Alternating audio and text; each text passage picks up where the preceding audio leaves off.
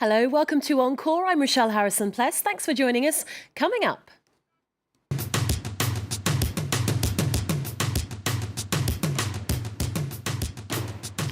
a conceptual reframing of 14 years of dance. Choreographer DD Dorvillier joins me in the studio today after using Paris as a stage for her acclaimed work, A Catalogue of Steps. And we take a look at a child prodigy following in the footsteps of Mozart, an 11-year-old who's composed her first full-scale opera.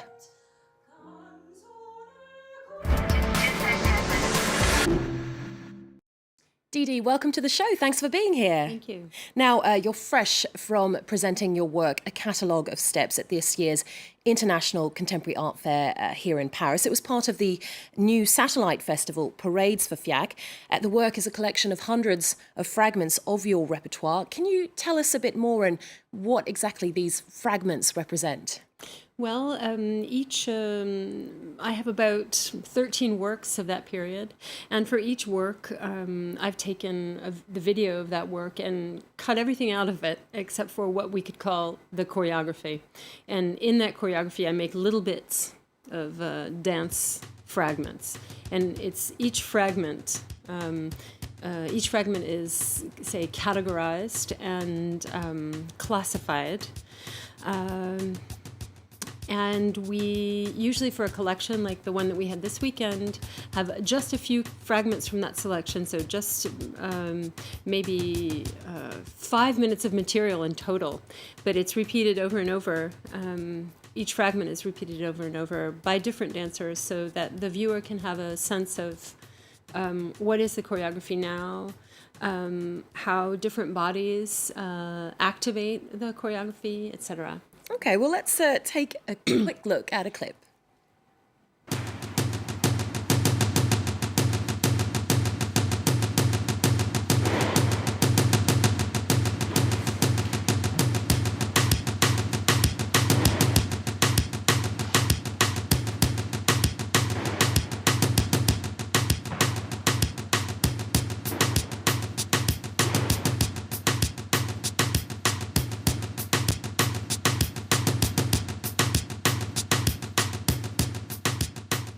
Well, I wanted to ask you how the public reacts to each performance, and was there anything different about the Paris reaction to the performances this weekend?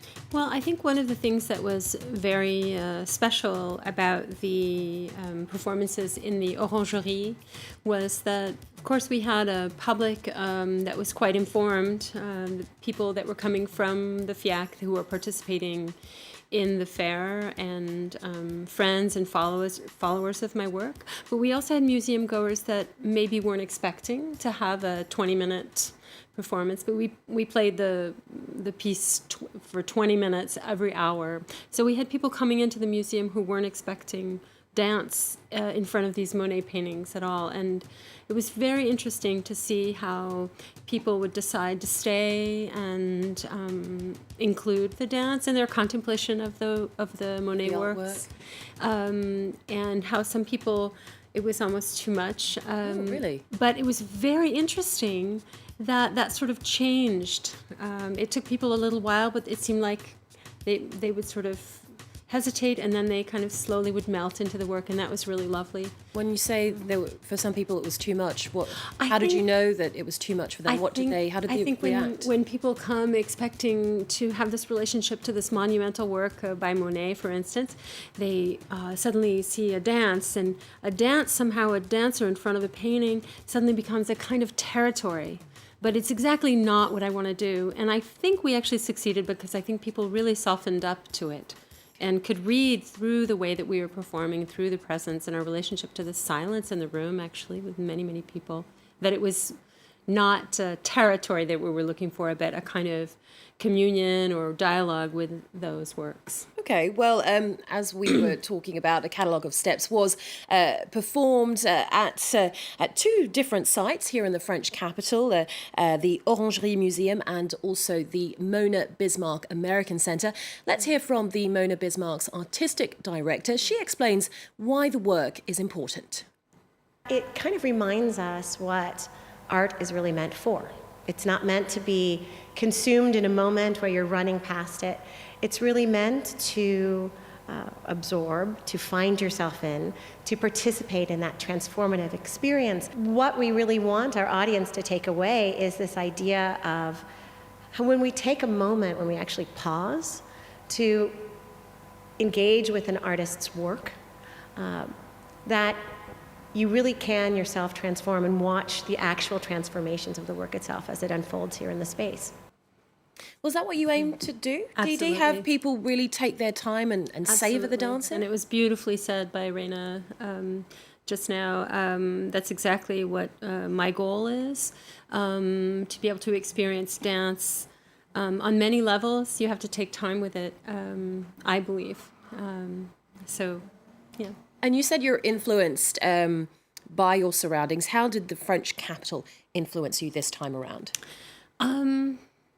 I think directly having to do with the two spaces. The Mona Bismarck American Center, that's, directly in front of the Eiffel Tower. Right. That's a very special place whose mission is to support kind of the diffusion and visibility of American artists in France. So that place already is very charged with not only a kind of very, very French location, but also a kind of welcoming home, away from home.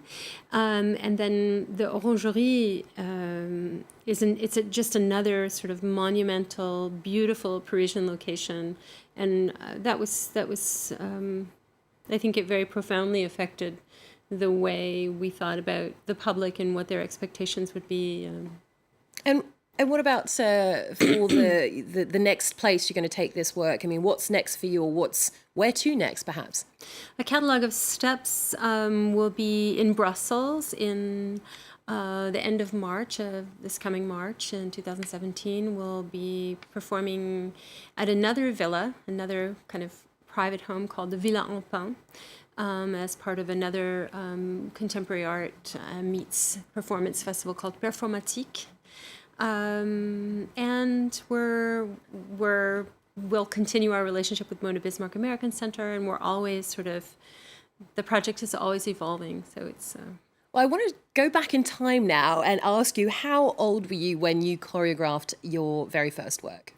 I believe I must have been 23. I mean, I choreographed things when I was in college, Okay. but I think I must have been 23. Okay, well, in this next story, we meet an 11-year-old who's about to unveil her very first full-scale opera.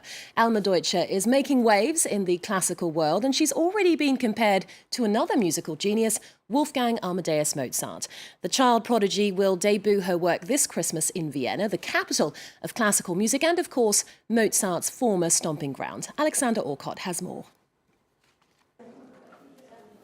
At first glance, she's an ordinary 11-year-old girl, but Alma Deutscher has an extraordinary musical gift. After composing her first piano sonata at age 6 and her first major work at 7, she's completed the full-length opera Cinderella at just 10 years old. The piece is set for its European premiere this Christmas in Vienna.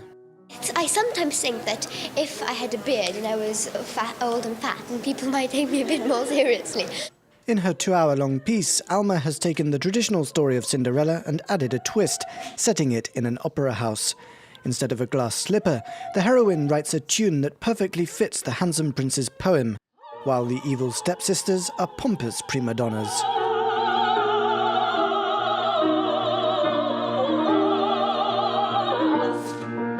I heard the music before I knew that she was young, and I was really quite shocked. It's some of the nuances in that music are really very special, very, very intricate, emotion-filled little intricacies in there.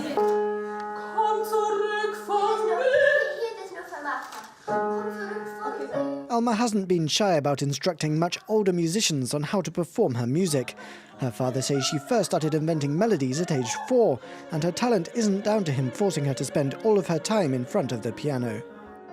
She loves climbing trees and running around like every other child. Alma Deutscher has won praise from renowned conductors such as Daniel Barenboim and Sir Simon Rattle, an impressive start to a fledgling career.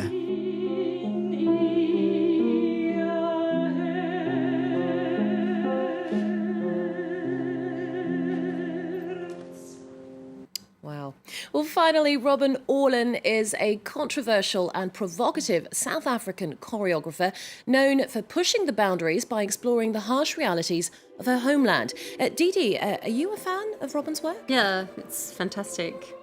You've managed to see a few pieces? Some works that I've seen, mostly in Vienna, actually, speaking of Vienna. Yeah, there you go. No, she really has an amazing way of using video, live, dealing with a live performance situation, working with her performers in a very unique way. Okay, well, she returns for the Paris Autumn Festival this year, bringing the work And So You See, Our Honourable Blue Sky and Ever-Enduring Sun Can Only Be Consumed Slice by Slice. It's about the desire to change the status quo when faced with racism, homophobia and unemployment. The show is on at the Théâtre de la Bastille from next week. We'll leave you with a clip of that show. DD Dorvillier, thank you once again very much for being here on Encore. For more arts and culture news, check out our website and connect with us on social media. Stay with us, there's lots more coming up on France 24 after this. I